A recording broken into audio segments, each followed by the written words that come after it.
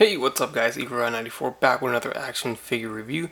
Today we're looking at the Hasbro Star Wars The Black Series clone Commander Bly figure. Here's the front of the box. Here is the side is number 104, and on the back side we do get a read-up in multiple languages. And the read-up says, a veteran of many Clone Wars battles, Clone Commander Bly, clone designation PC5052, served in the 327th Star Corps on such worlds as Quail, Meridon, and Felucia.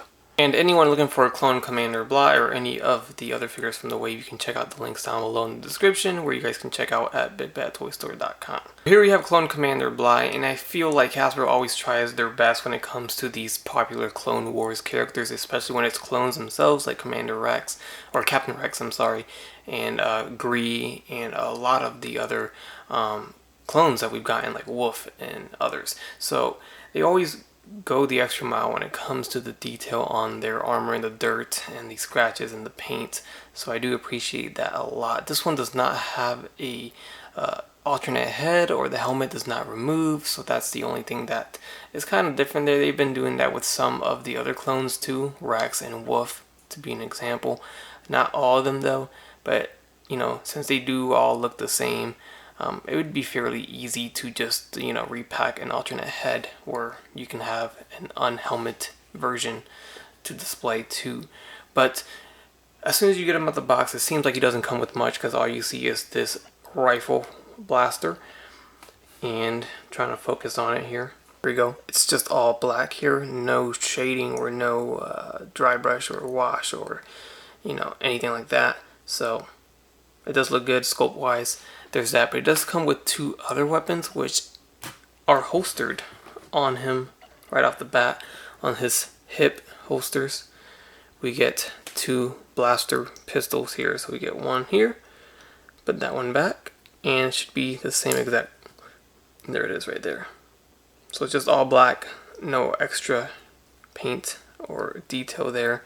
So it is cool that he does come with two hand pistol blasters, but he only does have one trigger finger, so the other hand's just gonna hold it by the barrel and not really grip it correctly, and there's not an alternate hand there, so I don't know if that was a mistake or what. But if you have dual wielding pistols, you should have two hands that have a trigger finger, so you can hold them both at the same time without it looking kind of weird. So I don't know if that was a mistake or not, but that is a thing, so I just wanted to point it out. And then we do get some soft goods on this waist piece here. Hasbro's been doing this for Black Series since the very beginning, adding soft goods to parts of the figure. Not every figure has it, but you know, it's something that they don't do for their Marvel Legends for sure, so it's something unique to their Black Series. And then from here we can just take a look at the detail and the paint job on the figure. We'll start with the legs since we're here. I do like that they put dirt and mud on the feet. Looks like he's been running around. It obviously would be dirty around the feet, so that makes sense. So that's very cool. And then we have some paint missing, as you see, and that's intentional of course, because it's to show that he's been in battle. There's the torso, and then on the arm, the shoulders, back is pretty clean, and then getting down, or again up to the helmet, you can see pretty cool paint job here. We get the little visor that comes down and up, so that moves around, so that's cool. And I do like the pauldron colors there too. Looks like it's got some dirt on it as well. And just appreciating the painted buckle. It's always missed. They did paint, looks like, the magazines for the blaster. So the detail and the paint and the overall look is dope. I like it. So let's check out the articulation on the figure.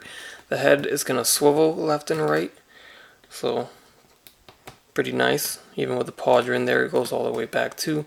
He is going to look up slightly, about this much, which isn't too bad. It's on a hinge, and it goes down about like that, so not too bad. No head tilt, of course, so I did show the movement on the visor. The arms are going to go forward about this far here.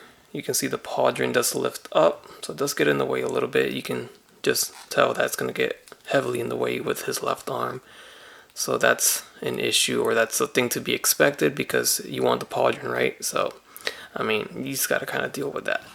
In and out on the arms. And there's a bicep swivel, double jointed elbows.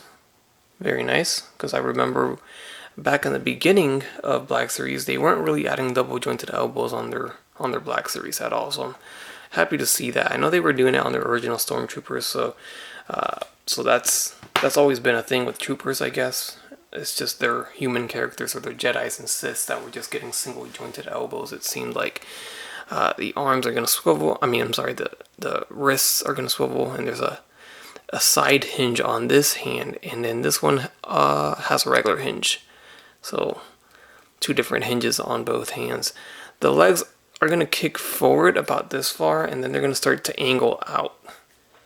That's just due to the sculpt of the armor. And then in and out about that far on the legs. There's a thigh swivel, double jointed knees. Then we got the hinge on the ankle, and then the ankle rocker right there. Alright, and moving right along with the height comparisons and comparisons to other figures. We'll start off with Black Series, of course. Here is a regular original trilogy Stormtrooper next to Commander Bly. And then here he is next to Cara Dune, Black Series as well. And here he is next to the Black Series original trilogy Snowtrooper, and then the First Order FN2187. This is of course Finn, Stormtrooper here, and here you can see these two have single jointed elbows. So even some of the troopers they were giving single jointed elbows too. So I don't know if this is a thing now. I really haven't been reviewing Black Series, and I mean, it's been a while since I reviewed a Black Series figure, so I haven't really been paying attention to that. But I think the most recent Mandalorian figure only had a single jointed elbow as well, so I guess they just pick and choose. And speaking of the Mandalorians, here they are next to Commander Bly. And Shartimus's favorite part, random figure comparison time. So here we have him next to the Mezco 112 Collective Pennywise, and then next to the Figma Spider-Man, the Amazing Spider-Man comic book version. Now we have the NECA Foot Soldier from the TMNT 90s movie, and then we have the Marvel Legends Cyclops. Alright, and that's going to do it for my review of the Star Wars The Black Series Clone Commander Bly figure. Hope you guys enjoyed the review. Leave a like if you did, leave a comment, subscribe if you haven't done so already, and as always, have a great day. Bye.